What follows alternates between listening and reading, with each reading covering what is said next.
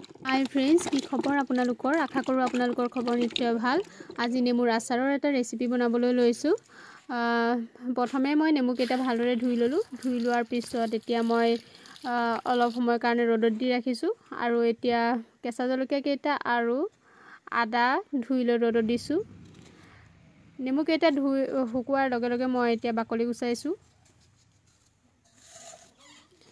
বাকলিখিনি গুচাই লোৱাৰ পিছত এতিয়া নেমু সৰু সৰুকৈ কাটি লৈছোঁ। মই কাজি নেমু আৰু গোল নেমু দুইবিধেই লৈছোঁ। আপোনালোকে যিকোনো এবিধো ল'ব পাৰে। এতিয়া মই নেমুখিনি সৰু সৰুকৈ কাটি লৈছোঁ। নেমুখিনি সৰু সৰুকৈ কাটি লোৱাৰ পিছত এতিয়া তাতে নিমখ আৰু হালধি মিক্স কৰি ল'ম। এয়া দেখিছে নহয়, নিমখ দিছোঁ আৰু লগতে হালধি দিছোঁ। আৰু গোটেইখিনি মই মিক্স কৰি অলপ সময়ৰ কাৰণে থৈ দিম।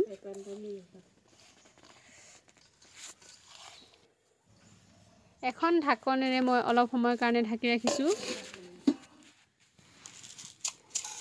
এতিয়া কেৰাহীখন গেছত পাতিলোঁ আৰু কেৰাহীখন গৰম হ'বলৈ দি তাতে মই ধনিয়া গুড়ি আৰু লগতে আজৱাইন আৰু সৰিয়হ দিলোঁ। গোটেইখিনি 5 মিনিটমানৰ কাৰণে ভাজিলোঁ। ভাজি লৈ এটা মিক্সি বাতিত দালচেনি আৰু লগতে লং আৰু ইলাচি দি দিলোঁ আৰু গোটেইখিনি মই মিক্সিত গুড়ি কৰি ল'লোঁ।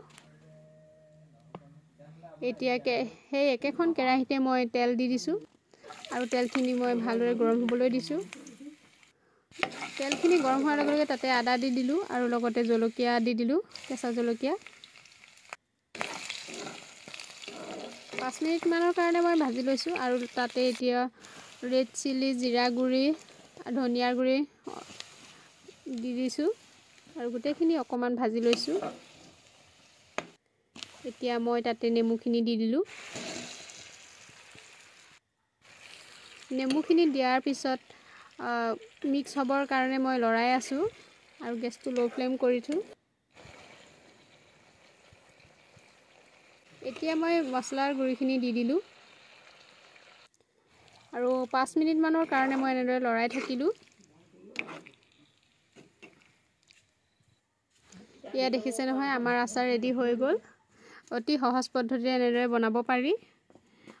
আপোনালোকে আমাৰ নেমুৰ ৰেচিপিটো চাই কেনেকুৱা পালে জনাবলৈ নাপাহৰিব। নেমুৰ আচাৰৰ ৰেচিপি ভিডিঅ'টো লাইক কৰিব।